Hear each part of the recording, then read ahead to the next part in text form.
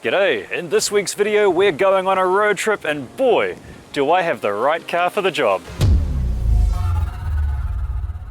Yes, I'm taking this Audi e-tron GT on a pilgrimage to Electricarna, big electric car event in New Plymouth. First of all though, let me tell you a little bit about this car. It is $206,000 and for that you get 487 Ks on a charge and it'll do those Ks very quickly, 0 to 100 time, 4.1 seconds, but all that, it's just words really. And if a picture paints 1,000 of them, then what we're looking at here is basically a very, very sexy set of encyclopedias. This e-tron GT feels really familiar because I've already reviewed the RS e-tron GT, which is a bit quicker and a bit spicier, and I'll chuck the link to that video underneath this one, but essentially they are the same car, which unfortunately means they have the same unremarkable PSC of just 17. However, everything else about this machine is just brilliant. I mean, look at it. Even when it's parked, it looks like it's moving fast. It's also loaded with features. It's got Android, Apple as you'd expect, seated heats which are also ventilated, massaging driver's seat as an optional extra, leather as standard, a panoramic glass roof, it's got a heads-up display, you get the idea, it's got it all. Plus there's a reasonable amount of leg and headroom in the back, there's also rear cup holders and the entire thing folds down for skis or long breadsticks. The boot's also a decent size as well with enough room for a stowaway. Of course it's also got customizable suspension to cater to your driving mood, but just look at it. I mean, I drive some decent looking cars, but this one, oh, okay, enough talking, let's get this thing moving, let's go for a drive. Now I'm no Audiologist, which I think is an actual word, but I feel like I'm doing this car a disservice by making it crawl around Auckland's side streets in 50 zones. It deserves more. It's a supercar. It wants to be out on the open road. It's like going hiking wearing fancy high-heeled shoes. Something I'm never doing again, but at least it gives me the chance to see how it handles as a city car, and even though it is a supercar, it handles really well.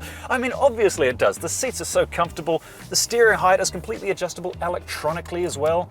It's brilliant, and of course because with the push of a button I can adjust the suspension, I can turn this thing into a dynamic mode beast. And is it a monster?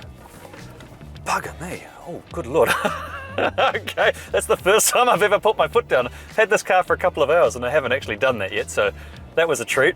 Alright, I'm looking forward to testing that later on some open roads, but right now, if I put it back into comfort mode, let the suspension relax a little bit, go back into sponge cake mode, and good lord, I mean what a place to be this is. Yes, the dashboard is angry and very German, yeah, but it's filled with high-tech stuff. Look at these displays, which work well in direct sunlight as well. I've got a heads-up display that shows me not only the speed, but the street name I'm on. It's got a little map showing me where I should be turning, so I never have to take my eyes off the road. I've also got flappy paddles on the side of the steering wheel, which allow me to increase or reduce the regenerative braking. However, one critique I do have of this car is even on maximum regen mode, if I take my foot off the accelerator, that's max regen. It's really, really mild. It doesn't put much energy back into the battery when you decelerate. But anyway, let's pop the cork of statistics and pour out some bubbly facts. Starting with the battery size, it's 93 kilowatt hours. That is massive, and that is the reason why this car weighs 2.2 tons. And because of the fact that the car is so wide, I expect it to be one of the most sure-footed beasts I've ever driven. I should point out that I've already driven the RS e-tron GT. That's the supercar version of this, and that was incredible. Incredible, wild, raucous. This, however, it may not be as fast or as quick off the mark, but this feels really good to drive. This feels like old money, whereas the RS version, it felt like new money. This feels like holidaying at Martha's Vineyard, whereas the RS version, well, that feels like getting arrested in Martha Stewart's vineyard. However, ooh, it still handles like a dream. And as well as handling, this thing is a beast. On boost mode, this thing can produce, at its four wheels, 390 kilowatts of raw electric power.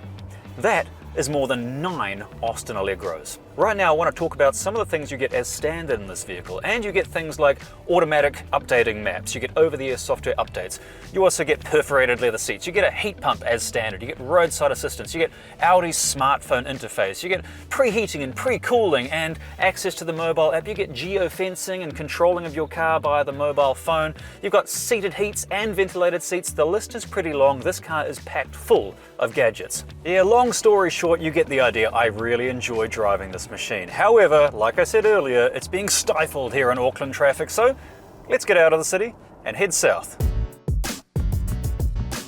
I tell you what, the adaptive cruise takes the agony out of driving in Auckland. It just makes it sublime. It does all the braking and accelerating for me. As an optional extra, you can fit this model with massaging, but I don't think this particular one has it because I can't for the life of me figure out how to turn it on. So I'll do the next best thing. I'm going to turn on the seated heats just to mildly toast my buttocks, get comfy and settle in for a long drive. As I eat up the miles with a stupid grin on my face, let me quickly tell you about charging options with the e-tron GT. Option 1 is to plug your car into a regular household outlet, but that is slow. So if you're looking at getting an electric car, I recommend option 2, which is having a 7 or 11 kilowatt wall-mounted charger installed at your home.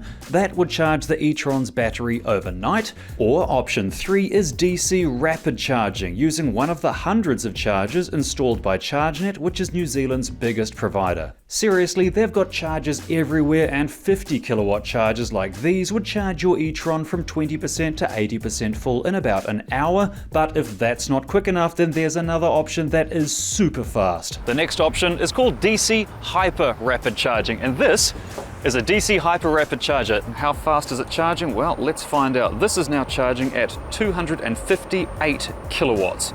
258 kilowatts running down that cable. It is pretty impressive. Now that this car is chomping down on electrons at 258 kilowatts, which is a staggering amount of electricity, I can tell you about the power feeding this car right now. It is from none other than Ecotricity. All of ChargeNet's chargers all around New Zealand, their rapid chargers, run on Ecotricity electricity. That means it's all climate positive. So if you've seen a television program called The News, then you'll know it's high time we switched over to climate positive electricity.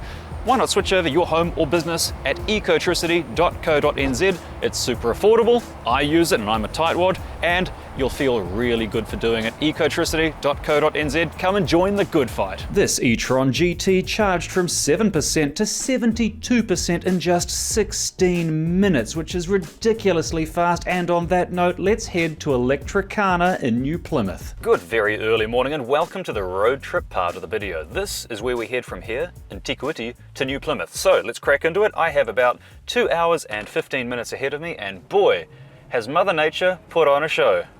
Far out. This is going to be an interesting drive and an interesting day if the car show's still going ahead.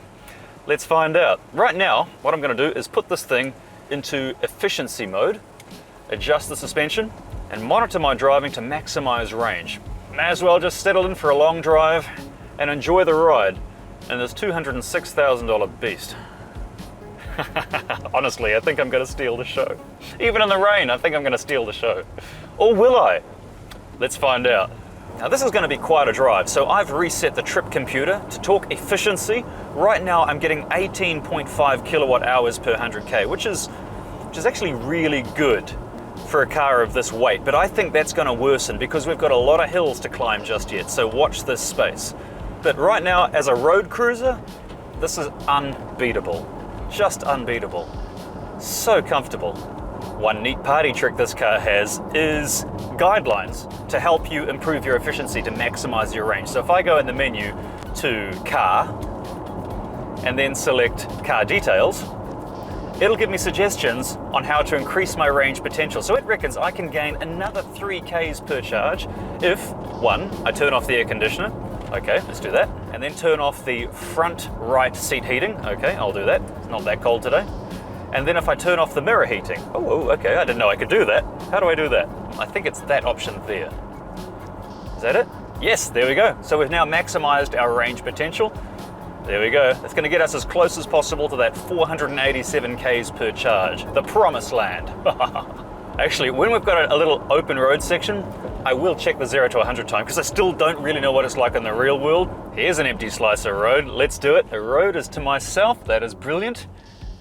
Let's bring it to 0. And I'm going to use launch control, which means putting my foot on the brake and my foot on the accelerator at the same time. You ready? And 3, 2, 1. Oh, far out. Gosh, that was epic. And I felt the gear change, the 2-speed gearbox on the rear wheels. I felt that change into second gear sometime around 95 k's an hour. That is epic. Oh, it's a gimmick, but I love that sort of gimmick. Oh. It is an optional extra to get the noise generator. This one unfortunately doesn't have it. Actually, that's a good point. Let me tell you about some of the options. As I said earlier in the video, the list of options in this car is about 2 pages long. And if you fitted out every imaginable option on this car, you'd be looking at, instead of 206 grand, well above 250 grand. For example, to get the noise generator package, which also includes 4-wheel steering, where you're looking at just over $6,000 for that. However, that is one option. Honestly, I would recommend. Next option, let's say you wanted ceramic brakes with red or blue calipers. Well, get out your checkbook because you're looking at $25,000 for that particular option. And there's more. Carbon fiber wing mirrors, $2,000. The clean air package, $700. But at this point, it's only money. If you can afford one of these cars, then load it up with all the options. Go nuts, you only live once. Man, this weather is awful. There's no point in me trying to have any fun in the corners, so I put the car back into efficiency mode to just maximize the range as I settle in for a comfortable long drive. While I've got your attention though, if you enjoy these videos, please do me the honor of pressing the like button or perhaps the subscribe button if you'd like to see next week's content, which should be quite a bit of fun. Stay tuned for that one. Press the subscribe button, smash that button as the millennials say. I made my way through some staggering scenery with mountains on one side and the wild coast on the other, and I don't know if it was the view or perhaps the wheels, but that 2-hour journey was over before I knew it, as I soon arrived to my sunny tropical destination. Welcome to New Plymouth. It's not exactly brilliant weather. Actually, it's not too bad. The rain does seem to be lightening, but will it dampen the spirits of Electricarna? Let's find out.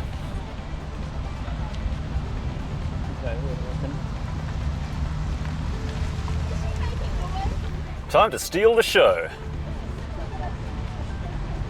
I got the Audi e-tron GT into position, expecting to steal the show with its dramatic looks and style, but as this event is growing each year, over the next hour, more than 40 different makes and models of purely battery-powered vehicles arrived. There were hatchbacks and sports cars, electric utes and people movers, even Kiwi-built race cars on display.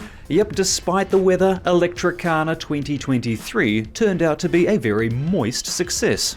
Welcome to Electricarna. The rain has subsided just a little bit. As you can see, the Audi is sort of stealing the show a little bit, but the thing is, there's a lot of cars I've only seen for the very first time, such as that brand new Ford Mach-e electric car. It's an electric Mustang, and I'm booking myself in to take that for a proper review. So be sure to hit the subscribe button as not to miss it. And one car that's interesting that I've already got myself booked in to review, coming very, very soon, is this, the brand new, oh, it's interesting, it's the Ioniq 6. Now the Ioniq 6, it's one of those cars you either love or you hate, because that rear design is really polarizing. But wait till you see the inside. Just like the Ioniq 5, it's got that dual display, it's got that very modern interior. I think it's remarkable. But will the public agree? Only time will tell. We've also got Mercedes, we've got the Skoda Enyaq, which I just reviewed recently, ID4, I will be reviewing that very soon, and of course, Ioniq 5, one of my personal favorites. This is a remarkable vehicle. It looks like Lara Croft in 1997, striking vehicle, and of course we have Hyundai Kona, MG ZS, and of course, one of New Zealand's most popular selling electric cars is the BYD Atto 3. Then we've got BMW i3, hello, electric Mini, another electric Mini, of course, ubiquitous Nissan Leaf, And this is an interesting piece of machinery. Check this out. Yes, this low-slung beast is the Ghost EV, a battery-powered, home-built hill climb race car created by a man with the coolest name ever, Sebastian Steele. And with more than 40 different vehicles on display and the rain eventually stopping, visitors to Electricarna came in all shapes and species. What's your favorite today? That suggests that next year's event should be even bigger, which leaves me with the problem of finding an electric car to bring that's even more exciting and more stylish than the e-tron GT. So let me go and talk to Audi. Until then, we'll see you in the next video.